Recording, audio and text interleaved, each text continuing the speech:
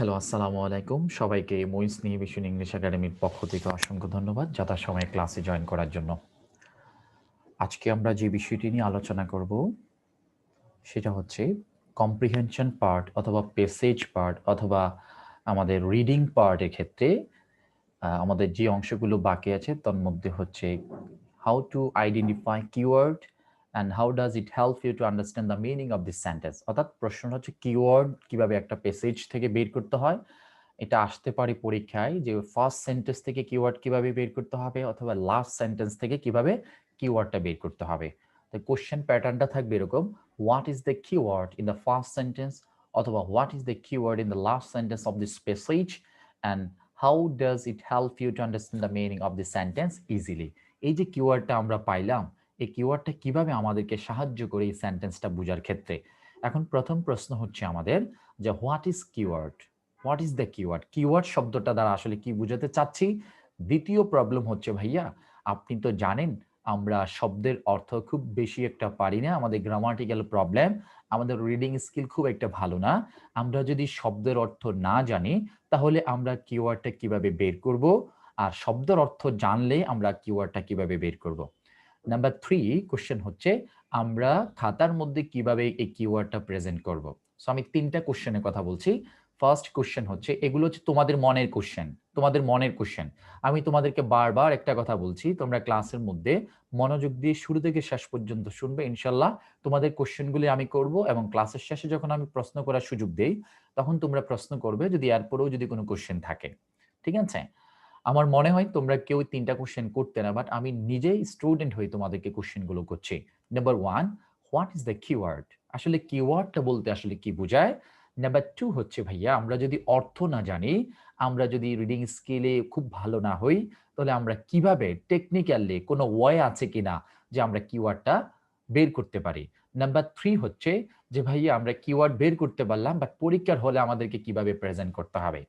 সবাই কি ৩টা কোশ্চেন খুব সুন্দরভাবে শুনতে পেরেছো এবং বুঝতে পেরেছো কিনা? ওকে, ফাইন। আচ্ছা, তার পরবর্তীতে আমরা যে পার্টটা নিয়ে আলোচনা করব সেটা হচ্ছে সামারি অথবা প্রেসিজ, যেটা বলি সারমর্ম যেটা বলি আমরা, সামারিটা, যে একটা প্যাসেজের সামারিটা কিভাবে বের করতে হয়। ওকে, এই কৌশলগুলো আমি তোমাদেরকে শিখাবো এবং কিছু টেকনিক আমরা শিখাবো যাতে করে আমাদের খাতার প্রেজেন্টেশনটা অন্যদের থেকে একটু ভিন্ন হয়। ওকে, এই দুইটা বিষয় ছিল। আর গত ক্লাসে আমরা এর আগের ক্লাসগুলোতে আলোচনা করেছিলাম comprehension part and WS question, তারপরে আমরা আলোচনা করেছিলাম হচ্ছে main idea and supporting idea, তারপর আলোচনা করছিলাম হচ্ছে কিওয়ার্ড। আজকে আমরা আলোচনা সরি ওয়ার্ড মিনিং, সিনোনিম যেটা। আজকে আলোচনা করব কিওয়ার্ড এবং সামারি। আমি কি মেইন আলোচনা শুরু করতে পারি? ইনশাল্লাহ। ওকে। সালমা, আমি যে তিনটা কোশ্চেন করলাম এই তিনটা কোশ্চেন প্রাসঙ্গিক কিনা, মানে তোমাদের মনের কোশ্চেন কিনা, বিষয়টা এরকম কিনা? জি ভাইয়া, আমাদের মনের কোশ্চেন আর এগুলা প্রাসঙ্গিক। ঠিক আছে। নিপা কি বলো, বা এর বাহিরে কোনো কোশ্চেন আছে কিনা কিওয়ার্ড জানতে চাইলে?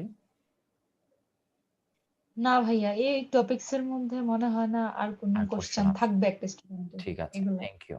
নাইমা কি বলো? জি ভাইয়া, আপনি যেগুলো বলছেন এগুলাই আমাদের জানা প্রয়োজন বেশি। আচ্ছা, আর এর বাহিরে মনে হয় না আর কিছু জানা প্রয়োজন। হ্যাঁ, আমি আবার একটু কোশ্চেনটা আবার বলছি।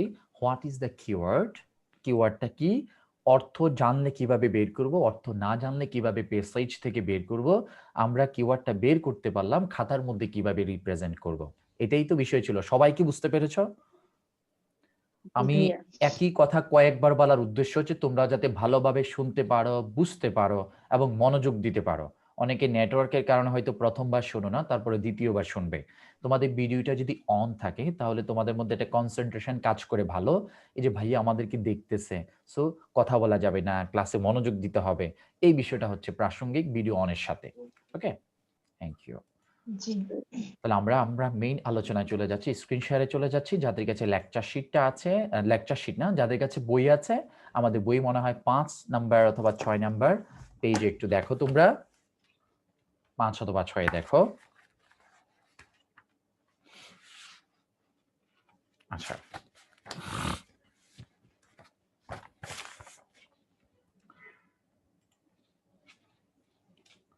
প্রথম হচ্ছে আমি একটু বলি, তোমরা শোনো। 6 নাম্বার পেজে দেখো আমাদের ডি নাম্বার অপশনটা হচ্ছে কিওয়ার্ড। কিওয়ার্ড কিওয়ার্ড বলতে কিওয়ার্ড যেটা বলি আমরা, কে না খে, যাই হোক। What is the keyword in the first or last sentence? একটা কোশ্চেন আসবে, হয় ফার্স্ট সেন্টেন্স দিয়ে আসবে অথবা লাস্ট সেন্টেন্স থেকে বের করতে বলবে। How does it help you to understand the meaning of the sentence? এবং এইটা আমাদেরকে সেন্টেন্সের অর্থটা বুঝতে কতটা আমাদেরকে সাহায্য করে, কিভাবে সাহায্য করে?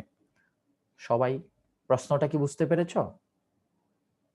এখানে দুইটা question, 4 number, 2 question, 4 marks, 4 marks. প্রথম কোশ্চেনটা হচ্ছে কিওয়ার্ডটা কি, তারপরে কোশ্চেন হচ্ছে কিভাবে এটা সাহায্য করে সেন্টেন্সটা বোঝার জন্য। আচ্ছা, এখন দেখো আমরা কিওয়ার্ড বলতে এমন একটা ওয়ার্ড বোঝায়, এমন একটা প্রধান শব্দ। আমরা রাইট ফর্ম অফ ভার্বে আমাদের বইয়ের 10 নাম্বার পেজের আমরা একটা হেড ওয়ার্ডের ব্যবহার শিখে আসছিলাম। হেড ওয়ার্ড, প্রধান শব্দ, যেই শব্দটা একটা বাক্যের মধ্যে না থাকলে ওই বাক্যের অর্থটা পরিপূর্ণ হতো না, এটাকে হেড ওয়ার্ড বলা হয় অথবা কিওয়ার্ড বলা হয়। কথা বুঝে গেছে? আমি ধরো একটা কলেজকে যদি একটা সেন্টেন্সের সাথে তুলনা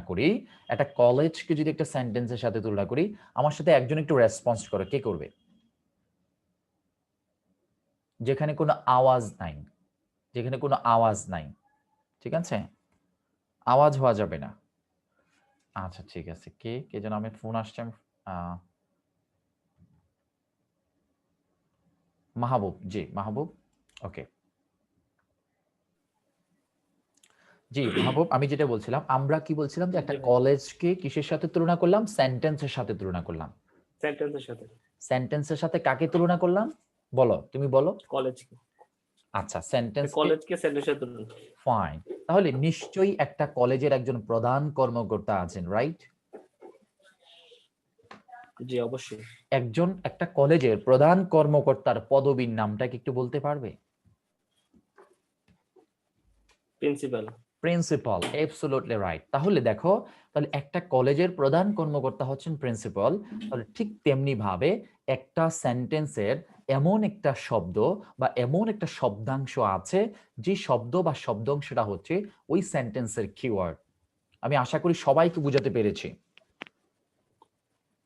আমি যদি গ্রামারের ভাষায় একটা সেন্টেন্স বলতে যাই, গ্রামারের ভাষায়, তাহলে আমাদের বইয়ে 10 নাম্বার পেজের একদম নিচের দিকে 11 নাম্বার শুরুর দিকে দেখো একটা সেন্টেন্স আছে। এখানে তোমরা যারা right form of verb already পড়েছো আমার কাছে, তোমরা অলরেডি জানো যে কিভাবে মেইন আইডিয়া সাপোর্টিং আইডিয়ার ক্ষেত্রে এখানে কিওয়ার্ডটা কিভাবে বের করতে হয়। যাই হোক, 10 নাম্বার পেজ একদম নিচের দিকে দেখো লেখা আছে যে সাবজেক্টের হেড ওয়ার্ড অনুসারে ভার্ব বসে। প্রশ্ন, হেড ওয়ার্ড কি? হেড ওয়ার্ড হচ্ছে প্রধান শব্দ, এমন একটি শব্দ যে শব্দটা হচ্ছে এই সেন্টেন্সের অন্যতম একটা অংশ, যে অংশটা না থাকলে এই সেন্টেন্সের অর্থটা পরিপূর্ণ হতো না। এখন বলতে পারো যে ভাইয়া আমি তো শব্দের অর্থই জানি না, তাহলে আমি বুঝবো কিভাবে যে এই সেন্টেন্সের হেড ওয়ার্ড হচ্ছে এইটা? অনেকেই থাকতে পারো যে ভাই আমি তো অর্থই পারি না, আমি বুঝবো কিভাবে? অনেকে মাথা নাড়তেছে, জি মাথা নাড়বা, তাহলে বোঝা যায় যে আমি কারো না কারো পক্ষে কথা বলছি, ঠিক আছে? আর তোমরা অনেক সময় এমন একটা সেন্সিটিভ ইয়া নিয়ে থাকো, মনে হয় যেন সবই জানো, সবই পারো, যেটা মিলে যাবে সেটা বলবে, জি ভাইয়া ঠিক বলছেন, আসলেই তো অর্থ পারি না, মাথাটা তা নাড়বে। তাহলে মনে হবে আমি মানুষকে পড়াচ্ছি, না হলে মনে হবে কার্টুন আছে অনেকগুলো, এখানে কার্টুন গুলোকে পড়াচ্ছি।